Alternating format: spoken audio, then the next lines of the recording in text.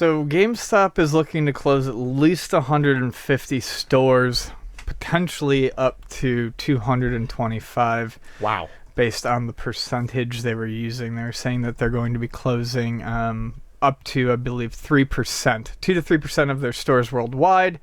7,500 stores, so that could be up to about 225 stores. They say that this was a decision made 3 years ago as part of an effort to just clean up underperforming stores, but this is also trailing off of a fairly poor holiday season. Now, we talk about GameStop a lot, and there's reasons, but if we're gonna talk about, and I would like to talk a little bit more about the business aspect of this. GameStop eventually just kind of becomes a catch-all term for chain video game sales in the U.S. Sure. I think they have poor policies on things and etc. But really, you don't really have many other options. So when it comes to brick and mortars, it's Indies or GameStop. So I mean, really, they are kind of the state or the big massive stores like Target, Walmart. Yeah, but I mean, I'm talking like specific for games. They're what's there. So for better or for worse, if we're gonna talk about the state of the industry of a retail video game store that's not independent, and there is a huge difference, luckily, in favor of the independent right now. It has to be GameStop, so people need to stop crawling down our throats so much for that. This was after a really bad fourth quarter in 2016. Their profits dipped by 13.6%. Stocks plunged 31%. Which is awful for stocks. That's insane. That's like your company, your CEO's getting replaced. The board is going to change. That's 31%. Might not seem a lot if you're not at this. That is incredibly and big shift. And this is once again, I don't want to. GameStop has plenty of things they don't do right, but this is why I don't want to sound like I'm hammering on GameStop.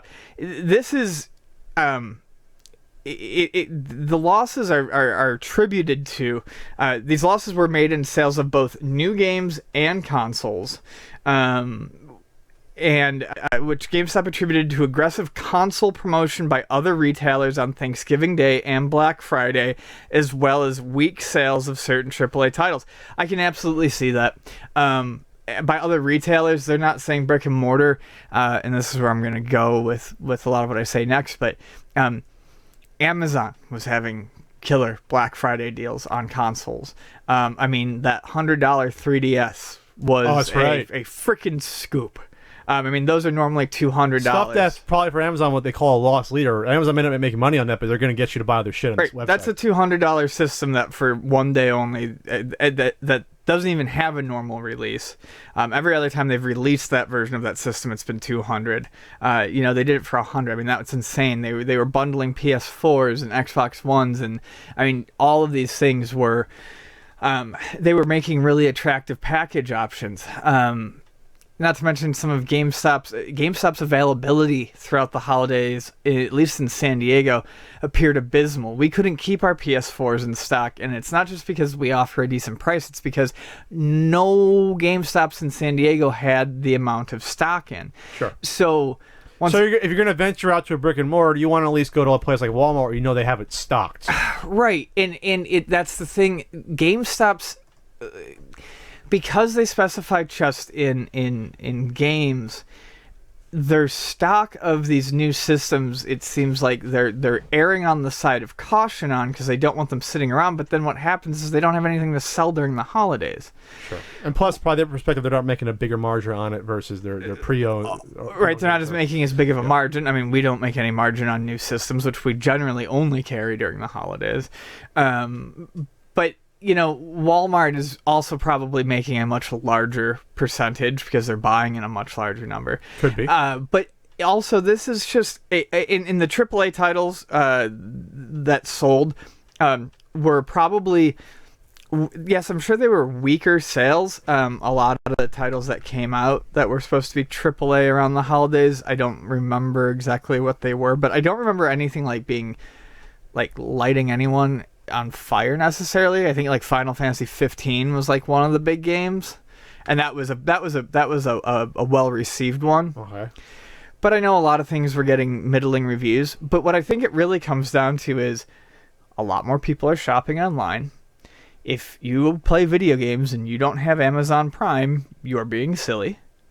Because we'll talk about why in a second. Yep.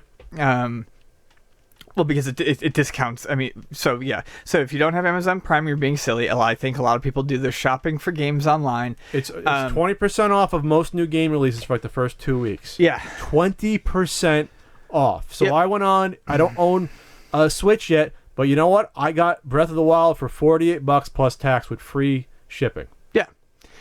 And plus digital downloads. this is where I'm going. Yeah. Digital downloads.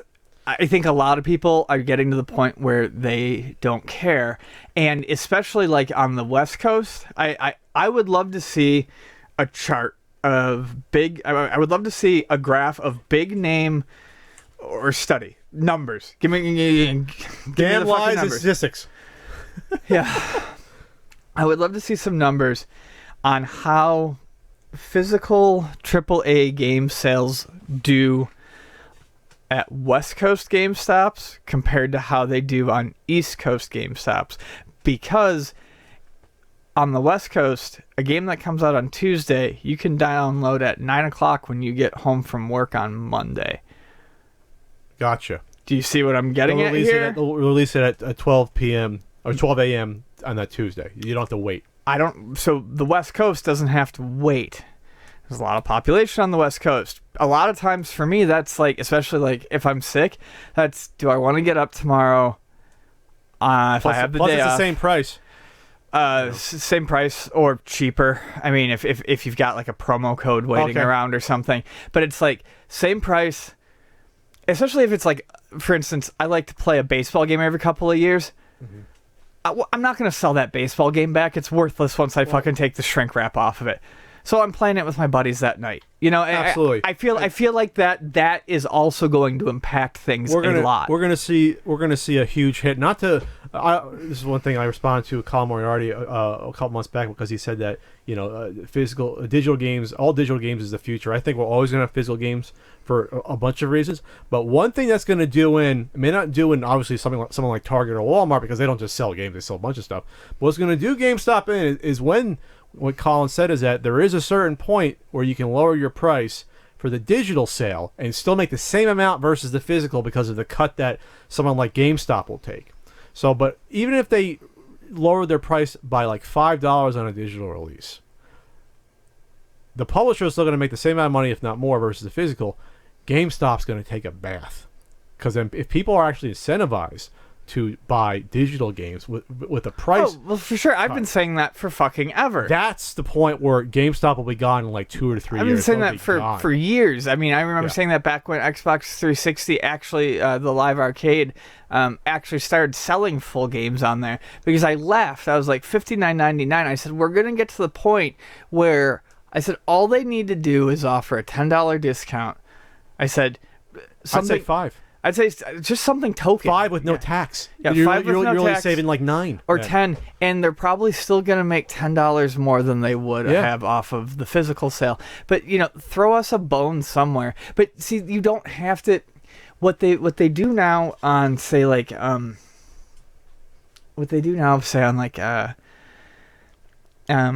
PSN network is, you always get these games released at like the full $59.99, but now it's like Steam, where the prices on these things get slashed so quickly.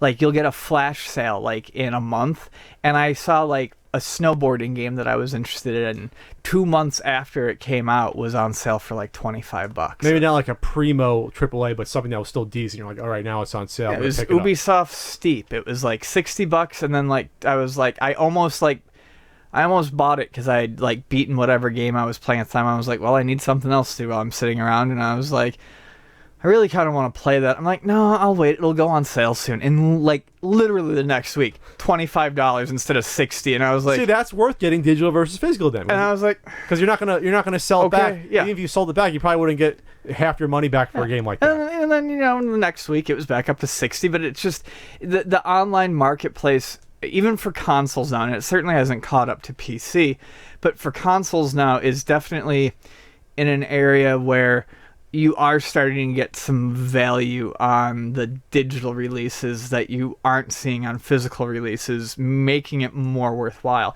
I've picked up games for $15 on digital sales that were still going for $60 if you bought them brand new in store. Wow.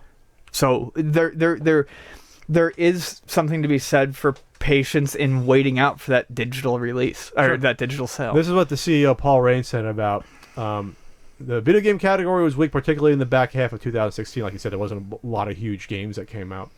No. But we also said that's because the biggest names in gaming haven't updated their consoles in a while, Rain said.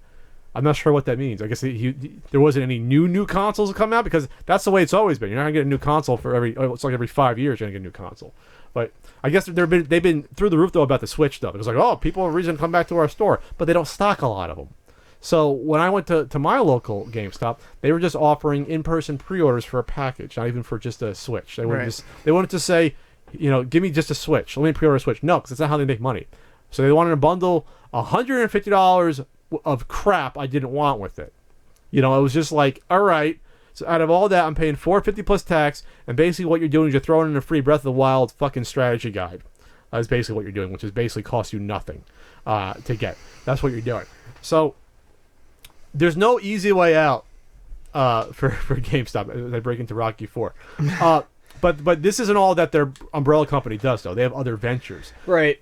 So even if the actual GameStops go away or they transition to being mobile phone stores or whatever they're else, going to turn into Spring Mobiles, which are like tech and mobile carriers, and then probably so they're going to be turning into tech stores and collectibles stores, as they say, which I believe. Oh yeah, when I went to there, I saw a lot of more T-shirts and toys and little trinkets than I did before. So they've got Spring, they've got Think Geek, they've got all those other things that they could turn these closed spaces into, or the stores that they close, they could turn these into physical retail locations for that stuff where they're actually making money. Why do you think when you walk into our local GameStop, it's, honestly 60% fucking tchotchke bullshit? Sure. As an aside, I think Radio Shack's in trouble again. Oh yeah, it's second bankruptcy.